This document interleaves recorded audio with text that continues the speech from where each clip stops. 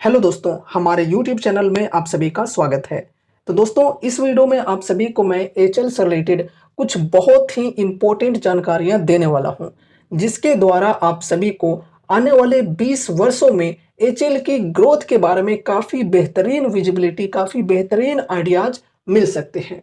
तो चलो वीडियो को शुरू करते हैं। क्या है अपडेट यहाँ पर समझते हैं। तो देखो, कही जा रही है भारत की महत्वाकांक्षी 500 लड़ाकू जेट उत्पादन योजना। भाई साहब, बहुत ही बड़ा लक्ष्य है भारत का। आने वाले सालों में 500 लड़ाकू जेट की मैन्युफैक्चरिंग होने वाली है। तो सोच सकते हो उस हिसाब से एचएल को कितने बेहतरीन तरीके से काम मिल सकते हैं। इंजन निर्भरता पर एक महत्वपूर्ण नजर। अब देखो दोस्तों, जैसा कि आप सभी को पता है कि भारत कितना ही चाहे प्लानिंग क्यों ना कर ले लड़ाकू जेट की मैन्युफैक्चरिंग को लेकर, लेकिन लड़ाकू जेट के अंदर जो सबसे इंपॉर्टेंट पार्ट होता है वो होता है इंजन्स। अब देखो, इंजन्स को लेकर भारत जो है ये फिलहाल काफी पीछे है और दूसरे देशों के ऊपर निर्भर है। तो इस चीज को लेकर भारत की क्या प्लानिंग है, आत्मनिर्भरता इस चीज के अंदर कैसे आ सकती है, वो हम समझेंगे अभी एकदम डिटेल्स में। सब कुछ एकदम विस्तार से समझेंगे, ठीक है। वीडियो के साथ बस एंड तक बने रहना।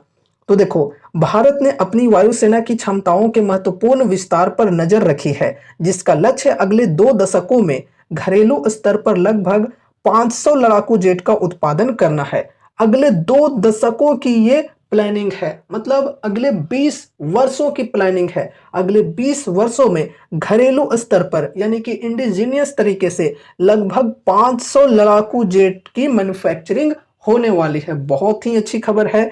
यह महत्वाकांक्षी योजना अगर साकार होती है तो निसंदेह देश की सैन्य शक्ति और रणनीतिक प्रभाव को बढ़ावा मिलेगा। हालांकि एक महत्वपूर्ण चुनौती बड़ी है, इन विमानों को चलाने के लिए इंजनों की विश्वसनीय आपूर्ति सुनिश्चित करना। ठीक है, जैसा कि हमने बोला कि भारत अभी फाइटर जेट्स की इंजन्स को लेकर काफी पीछे है, दूसरे देशों के ऊपर निर्भर है। तो ये निर्भरता को कम करने के लिए, खत्म करने के लिए भारत की क्या प्लानिंग है वो समझेंगे, ठीक है।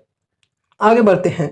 भारतीय वायुसेना और भारतीय नौसेना अपनी हवाई युद्ध क्षमताओं को बढ़ाने और रणनीतिक बढ़त बनाए रखने के लिए इन नए लड़ाकू विमानों पर भरोसा कर रही है। बेड़े में ताकत, हथियार और रेंज के मामले में विविधता होगी, जिसमें शामिल होने का अनुमान है। कौन कौन से एयरक्राफ्ट्स के शामिल होने का अनुमान है और कितने क्वांटिटी में, वो यहाँ पर देखो बताई जा रही है। फर्स्ट है 180 तेजस मार्क 1A, मतलब आने वाले 20 सालों में 180 तेजस मार्क 1A की मैन्युफैक्चरिंग की जाने वाली है। फिलहाल यहाँ पर देखो 83 एयरक्राफ्ट्स के लिए ऑर्डर्स मिले हुए हैं एचएल को, जिसकी मैन्युफैक्चरिंग एचएल के अंदर की जा रही है, जिनके इंजन्स को लेकर काफी ज्यादा प्रॉब्लम्स फिलहाल चल रहे हैं। एंड उसके बाद नेक्स्ट है 108 तेजस मार्क 2 जो हमारा नेक्स्ट एयरक्राफ्ट आने वाला है, इसके ऊपर तैयारियां चल रही हैं और ये आने वाले 20 वर्षों में 108 मैन्युफैक्चर किए जाएंगे। एंड उसके बाद है 126 उन्नत मध्यम लड़ाकू विमान यानी कि advanced medium combat aircraft M का, तो ये 126 क्वांटिटी में मैन्युफैक्चर किए जाएंगे। एंड उसके बाद है 100 ट्विन इंजन डेक बेस्ड आधारित लड़ाकू विमान यानी कि TEDBF, जो कि इंडियन नेवी के लिए है।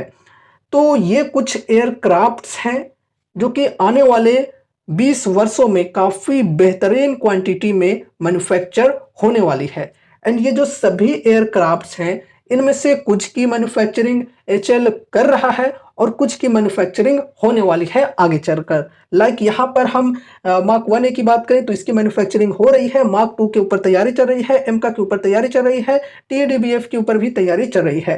एंड देखो, मार्क 2, एम का, इनके अंदर जो इंजन यूज किए जाएंगे वो जनरल इलेक्ट्रिक के GF 414 इंजन यूज किए जाएंगे, ठीक है, जिनको लेकर अभी ट्रांसफर ऑफ टेक्नोलॉजी एग्रीमेंट चल रही है जनरल इलेक्ट्रिक के साथ और इस साल के अंत तक इस ट्रांसफर ऑफ टेक्नोलॉजी को अंतिम रूप दिया जा सकता है। आगे बढ़ते हैं।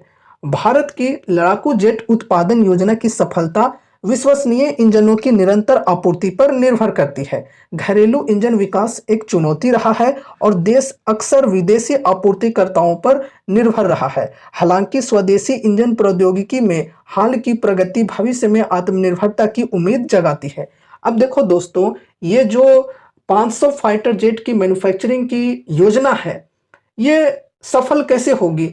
जब विश्वसनीय इंजनों की निरंतर आपूर्ति होगी, तभी यहाँ पर ये जो एम है इसमें सफलता मिलेगा।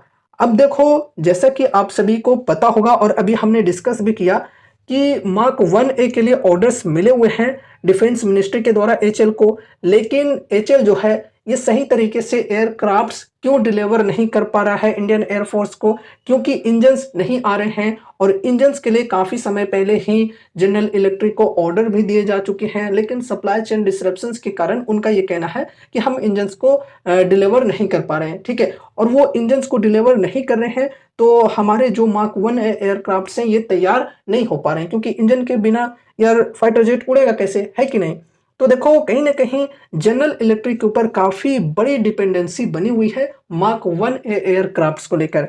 एंड साथ ही साथ मार्क 2 एंड एमका की बात करें तो इनके अंदर जो इंजन्स यूज किए जाएंगे वो यूज किए जाएंगे GF414, जो कि अभी हमने बोला भी, और इनके इंजन्स की मैन्युफैक्चरिंग को लेकर ट्रांसफर ऑफ टेक्नोलॉजी हो रही है। लेकिन दोस्तों देखो, फिर भी ये जो इंजन्स होंगे ये तो विदेशी इंजन्स ही होंगे, मतलब अमेरिकन इंजन्स हैं। अगर वो नहीं चाहे ट्रांसफर ऑफ टेक्नोलॉजी करना तो फिर भारत को इंजन्स खरीदना पड़ेगा। तो ऐसे में एक बहुत ही बड़ी डिपेंडेंसी बनी हुई है और इस डिपेंडेंसी को खत्म करने के लिए भारत जो है ये अपने स्तर पर इंजन्स के डेवलपमेंट के ऊपर काम कर रहा है, ठीक है।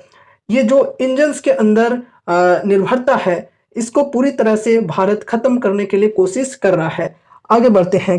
कई स्वदेशी इंजन विकास कार्यक्रम चल रहे हैं जिनमें तेजस के लिए कावेरी इंजन और AMCA के लिए कावेरी 2.0 इंजन का विकास शामिल है। अगर ये कार्यक्रम सफल होते हैं तो ये भारत के भविष्य के लड़ाकू विमानों को शक्ति प्रदान करने में सहायक होंगे। देखो दोस्तों, फिलहाल भारत जो है ये इंडिजीनियस इंजन्स की डेवलपमेंट के ऊपर काम कर रहा है। काफ़ी सारे इंजन्स की डेवलपमेंट के ऊपर काम की जा रही है, जिनमें से तेजस के लिए कावेरी इंजन के ऊपर काम की जा रही है और AMCA यानी कि एमका के लिए कावेरी 2.0 इंजन के ऊपर काम की जा रही है। ये इंजन्स की डेवलपमेंट अगर सक्सेसफुल हो जाती है, भारत को अगर इसमें सफलता मिल जाती है, तो फिर देखो एमका के लिए जो GF414 इंजन्स की प्लानिंग फिलहाल चल रही है, आगे चलकर हो सके तो एमका के अंदर कावेरी 2.0 इंजन भी यूज किया जा सकता है। अगर GF414 इंजन्स के कंपैरिजन में कावेरी 2.0 इंजन ज़्यादा बेहतर होता है या फिर उसके बराबर भी होता है तो फिर इस इंजन का इस्तेमाल किया जा सकता है।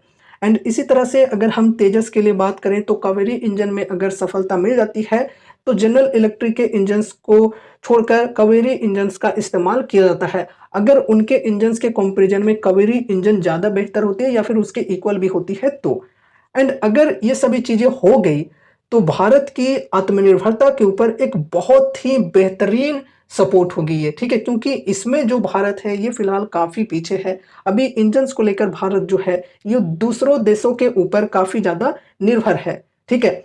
तो बहुत ही अच्छी बात होगी। एंड सिर्फ तेजस या फिर एमका की ही बात नहीं है, आने वाले समय में अगर और भी एयरक्राफ्ट्स की प्लानिंग होती है और भी नए नए एयरक्राफ्ट्स के प्रोग्राम आते हैं तो उसके अंदर भी इंजन्स के लिए ये फिर इस्तेमाल किया जा सकता है, ठीक है, ये कावेरी इंजन्स या फिर कावेरी 2.0 इंजन। तो काफ़ी अच्छी बात होगी अगर इसमें सफलता भारत को मिल जाती है। तो अगले 2 दशक भारतीय वायुसेना के लिए एक महत्वपूर्ण अवधि होगी। इस महत्वाकांक्षी लड़ाकू जेट उत्पादन योजना का सफल क्रियान्वयन एक विश्वसनीय इंजन आपूर्ति के साथ भारत के हवाई क्षेत्र की सुरक्षा और क्षेत्र में अपनी रणनीतिक स्थिति बनाए रखने के लिए आवश्यक होगा। तो दोस्तों, ये है खबर, यहाँ पर काफ़ी अच्छी खबर है।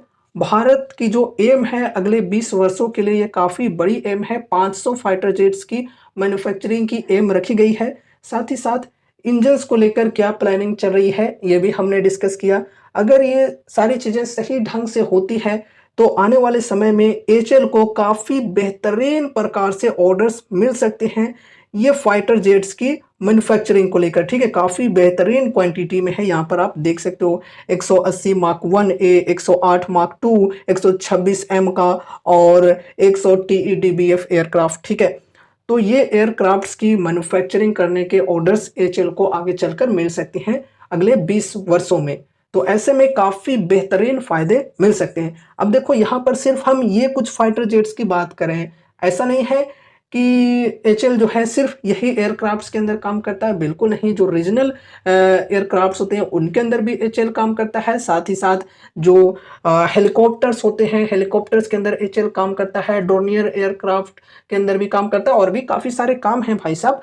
तो एचएल को आने वाले समय में काफ़ी बेहतरीन तरीके से फ़ायदे मिल सकते हैं। अगर हम अगले 20 वर्षों की बात करें तो उस हिसाब से एचएल की जो मार्केट कैप है इसमें तकरीबन 4x टू 5x की ग्रोथ की एक्सपेक्टेशन है, ठीक है।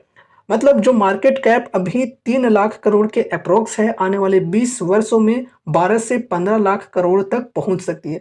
ये मैं खुद से एक्सपेक्ट करके चल रहा हूं और मैं आपको बताना चाहूँगा कि मैं कोई बहुत ही बड़ा एनालिस्ट नहीं हूं या फिर मेरे पास जो ऋतिक रोशन वाला कंप्यूटर है वो नहीं है जिससे फ्यूचर देख सकें, ठीक है।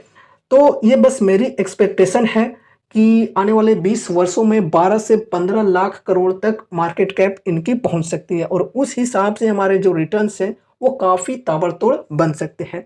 अब देखो इसका मतलब ये नहीं कि आप लोग अब जाकर यहाँ पर डायरेक्ट इन्वेस्ट कर दो, बिल्कुल नहीं।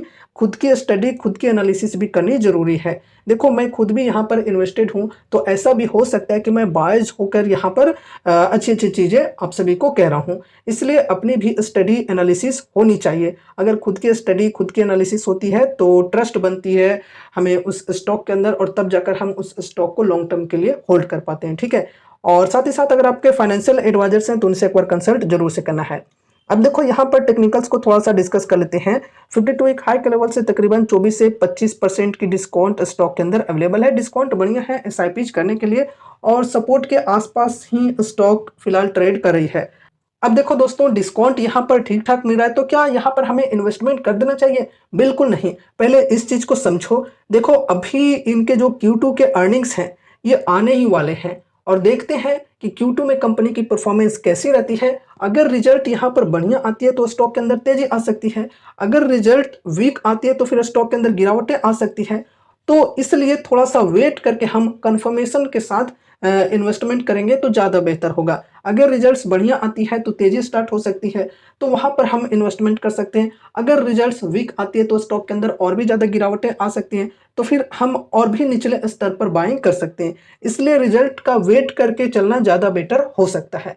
लेकिन दोस्तों देखो ये कोई कॉल टिप या रिकमेंडेशंस नहीं है। मैंने जैसा कि बोला कि खुद की स्टडी, खुद की एनालिसिस भी करनी है और अगर आपको लग रहा है कि नहीं मुझे यहाँ पर एसआईपी करना चाहिए, यहाँ पर मैं एसआईपी करके चलूंगा, तो फर्स्ट एसआईपी कर सकते हो। एक छोटा सा अमाउंट लगा सकते हो, बहुत ज़्यादा अमाउंट लगाने की ज़रूरत नहीं है। बाकी जो डिसीजंस लेने हैं, बाकी जो नेक्स्ट एसआईपी करने हैं वो आपको रिजल्ट्स के बाद ही करने चाहिए, ठीक है। मैंने दोनों तरह से कह दिया। बाकी फर्स्ट वाला जो ऑप्शन दिया है वो ऑप्शन ज़्यादा बेटर रह सकता है। मैंने काफ़ी पहले ही एचएल के अंदर इन्वेस्टमेंट किया था और अभी भी मैं थोड़ा वेट करके चल रहा हूँ Q2 के अर्निंग्स का। तो दोस्तों ये रही हमारी आज की वीडियो एचएल से रिलेटेड। उम्मीद है कि इस वीडियो के माध्यम से आपको कुछ यूजफुल इन्फॉर्मेशन मिले होंगे। तो इस वीडियो को लाइक करके चैनल को सब्सक्राइब कर देना और मिलते हैं अगले नए वीडियोज़ के साथ। तब तक के लिए बाय बाय।